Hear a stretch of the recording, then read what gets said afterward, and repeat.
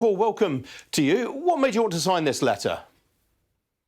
As somebody who has lots of shops, but not just that somebody who's very proud of our country, and the fact that there's a lot less people been coming to the country, especially to shops, sales, restaurants, museums, and so it's something that real shoppers used to come. I mean, about a third of our business was tax-free shopping. So it's about income and money, but it's also about country as well.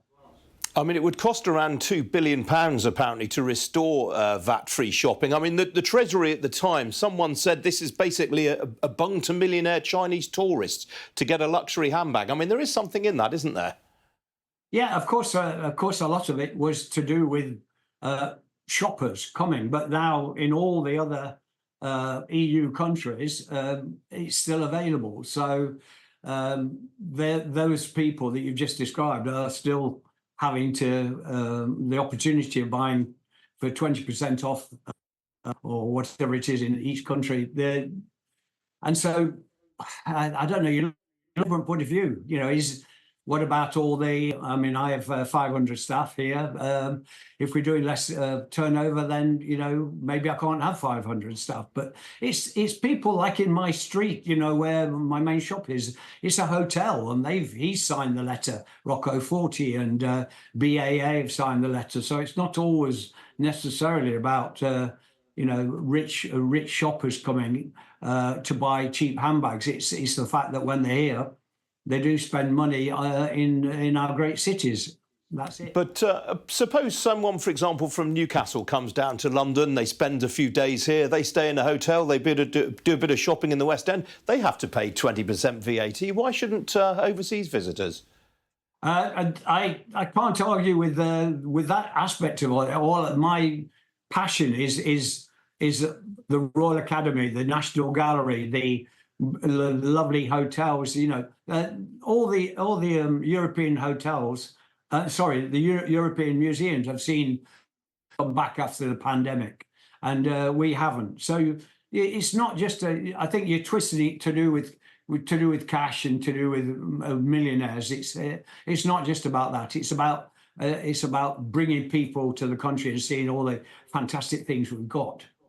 Can you put a figure on the extent to which your sales have been hit? I think you said they were down by about a third. Yeah, I don't know what that was in actual cash terms. I might have it written somewhere, but I don't think I have. No, but I mean, it's obviously it's difficult to know whether those people are still coming and buying from you. But certainly in actual terms, it's a third less than it was before. And has the composition of visitors changed significantly, to the overseas visitors to your stores? Definitely. Well, just visitors from overseas dropped enormously for obvious reasons with the pandemic. And then, of course, the way people shop has changed enormously as well. And it's taken for people to come back into shops because so many people shop online. The world has been so topsy-turvy for the last 4 or 5 years. I mean, Brexit's without going down that route, but I mean, it's been an absolute total nightmare for a company like mine that sells in over 60 countries around the world. So, you know, can you bring anything else to, you know, not help us run a business still independent after 50 years, you know? So are you quite optimistic, given these reports at the weekend, that the Chancellor's asked the OBR to look into this issue? Well, lots and lots of letters, and so this one's got through. And so that arrived, that was sent last Tuesday, and it looks like we've got a bit of contact at last. And of course, with the possible elections this year, then who knows? But yes, please, we'd like it back.